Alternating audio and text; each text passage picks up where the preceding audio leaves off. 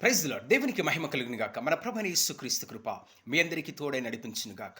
ఈరోజు దేవుని యొక్క వాక్యము అపోస్తుల కార్యములు 2వ అధ్యాయము 22వ వచనం నుంచి మనము 30 వచనాలు చూసినట్లయితే ఇక్కడ ప్రత్యేకంగా 3 అంశములు ప్రభువైన యేసుక్రీస్తును దేవాది దేవుడు పంపినటువంటి ఆ సేవను ఏ విధంగా ప్రభువు చేసియున్నాడు, మరియు మరణ వేదన నుంచి ఆయన ఏ విధంగా తిరిగి లేచున్నాడు, మరియు మూడవది దావీదు భక్తుడు యేసుక్రీస్తు గురించి ప్రవచనాత్మకంగా రచించినటువంటి విషయములను ఈ యొక్క అపోస్తుల కార్యము 22వ అధ్యాయం 22 నుంచి 30 వచనాల వరకు మనం గమనించగలము.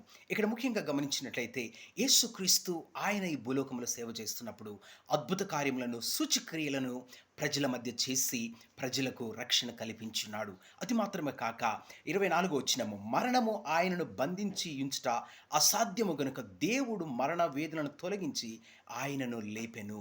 ప్రభువైన యేసుక్రీస్తు చనిపోయి తిరిగి లేచున్నాడు, మృత్యుంజయుడైనాడు. ఆయనకు మహిమ కలుగును గాక. ఆమేన్.